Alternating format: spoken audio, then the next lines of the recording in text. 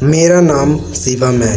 वह रात आज भी मेरी रूह कँपा देती है। सब कुछ तब शुरू हुआ जब मेरे कमरे के कोने में एक धुंधली सी चीज दिखी। घर वालों के दबाव में मैं गांव के बाहर घने बरगद के पेड़ों के बीच में बने उस पुराने आश्रम में पहुंचा जहां पे एक बाबा रहते थे। उस आश्रम में जैसे ही मैंने कदम रखा तभी सड़ी हुई मछली का गंध मेरे नाक में आके लगा और फिर मैंने बाबा की ओर देखा।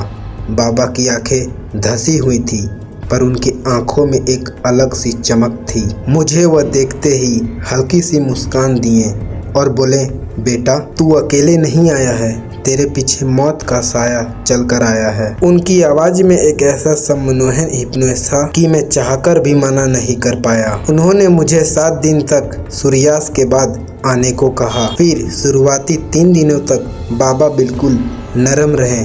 वह मुझे मीठा दूध पीने के लिए दिए जिसका स्वाद बहुत कड़वा था और घंटों भर मेरे सर के ऊपर हाथ रख के एक मंत्र पढ़ते। मुझे लगता था कि मेरा बोझ हल्का होते जा रहा है पर धीरे धीरे मेरा शरीर शून्य होते जा रहा था। फिर चौथी रात उन्होंने मेरे गले में एक लोहे का भारी ताबीज़ पहना दिया। जैसे ही वह ताबीज़ मेरे छाती से टकराया मुझे ऐसा लगा कि मेरे सीने में कोई बर्फीला हाथ रख दिया हो। फिर बाबा बोले, ये जो ताबीज है वह सायों को कैद कर लेगा, बस तुम डरना मत। अब आई 7वीं रात।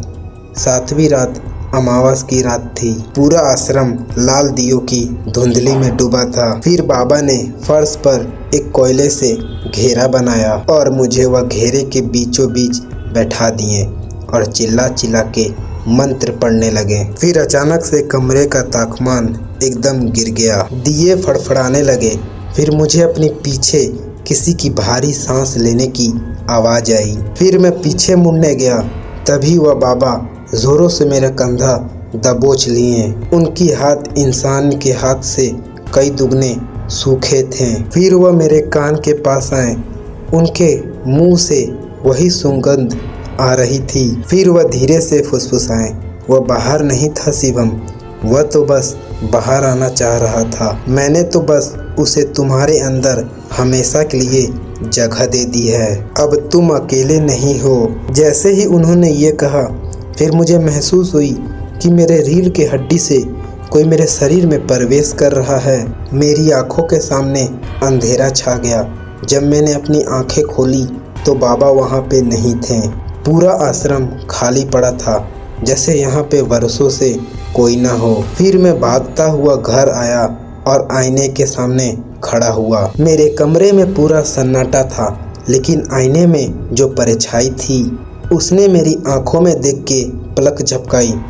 जो कि मैं अपने आँख को खुला रखा था तो वह परछाई कैसे पलक झपकाई। आज भी मैं जब सोता हूँ तो मेरे गले से किसी अजनबी के खर्राटे सुनाई देते हैं। बाबा ने मुझे ठीक नहीं किया था, बल्कि उन्होंने एक मुझे बर्तन बना दिया था उस आत्मा के लिए। अब मुझे एहसास होने लगा है कि मेरा शरीर अपना नहीं रहा। फिर वहाँ से मैं अपने घर की ओर लौट गया अनदेखा करके, और मैं घर में सोता था तो मुझे भूख भी नहीं लगता था, पर मेरे गले में हमेशा एक जलन रहती कि अंदर से कोई कच्चा मांस मांग रहा हो। मेरे घर वाले लोग काफ़ी खुश थे यह सोचकर चलो मेरा लड़का ठीक हो गया है, क्योंकि मैं हमेशा एक घर के कोने में बैठता था। पर उन्हें कौन बताए कि यह शांति नहीं है, बल्कि मेरे अंदर वाले शैतान जो पल रहा है उसका एक छोटा सा जरिया है। फिर मैं चला गया बेड पे सोने। फिर रात के 3:12 पे मेरी आंख खुली। कमरा एकदम बर्फ जैसा ठंडा था। मैं बिना अपनी मर्जी से बिस्तर से उठा और आईने के सामने जाकर खड़ा हो गया। मेरा हाथ अपने आप उठा और आईने पे जमी हुई धूल को पोंछा, और आईने में जो मेरा चेहरा था वह मेरा चेहरा नहीं लग रहा था और मेरी आंखों में एक काला गड्ढा था। फिर आईने के अंदर जो चेहरा था वह एक हल्की सी डरावनी मुस्कान दी और धीरे से बोला, बाबा ने हमें मिला दिया है शिवम, अब हम लोग एक ही हैं। मैं तो जोरों से चिल्लाना चाहता था पर मेरी आवाज़ गले में ही घुट के दम तोड़ दी और यहाँ तक मेरा शरीर मेरे वश में नहीं था। फिर अगली रात मुझे होश आया तो मैं अपने कमरे में नहीं था। मैं पीछे वाली ज़मीन पे, मेरा खेत है, मैं उसमें था। मेरे मुंह में खून थे और मेरे हाथ चिपचिपे थे। फिर मैं नीचे की ओर देखा तो मेरे कुत्ते का शरीर पड़ा था। मेरा रूह कांप गई।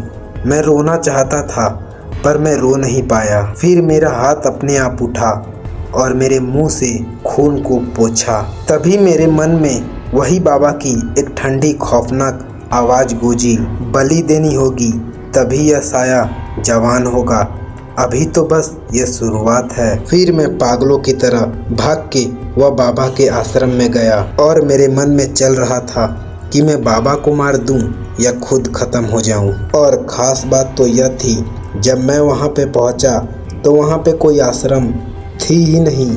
वहां पे बस टूटी हुई एक कब्र थी जहां पे धूल जमी थी और कब्र में एक पत्थर लगा हुआ था जिसमें एक धुंधली सी किसी की तस्वीर थी।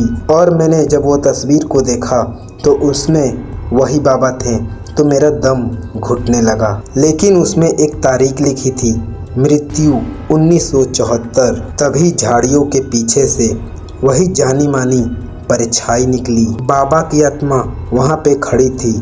वह धीरे से बोले, इतने सालों से मैं एक नया शरीर ढूंढ रहा था शिवम। जो मैंने तुम्हें ताबीज़ पहनाया वह तुम्हारे सुरक्षा के लिए नहीं था बल्कि तुम्हारे आत्मा को कुचलने के लिए था। फिर अचानक मुझे महसूस हुआ कि मेरा ही हाथ मेरे गर्दन की ओर बढ़ रहा है। मेरी उंगलियां खुद ही मेरा गला घोंटने लगी और मैं तड़प रहा था पर मेरे चेहरे पे मुस्कुराहट थी। तभी मेरी आवाज़ बदल गई।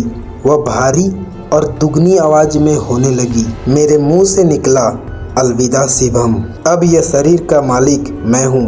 अगले पल सब कुछ काला हो गया। अब मैं एक वही गहरे अंधेरे में कैद हूँ। मैं देख तो सकता था, हिल भी सकता था पर मैं कुछ कर नहीं सकता था। मैं अपनी ही शरीर को लोगों से बात करते हुए देखता हूँ और अपनी माँ को गले लगाते हुए देखता हूँ, लेकिन वह मैं नहीं हूँ। वह चीज़ मेरी परिवार को बीच में रह रही है जिसके अंदर मैं तो हूँ पर मैं नहीं था। और कभी कभी तो वह आईने के सामने देख के मुझे चिढ़ाती है, इसीलिए कि उसके सिवा कोई मुझे मेरे घर में देख नहीं सकता था। अगर वीडियो ये आपको पार्ट 2 चाहिए तो कमेंट में पार्ट 2 कर दें। अगला वीडियो में इससे भी खतरनाक लाऊंगा।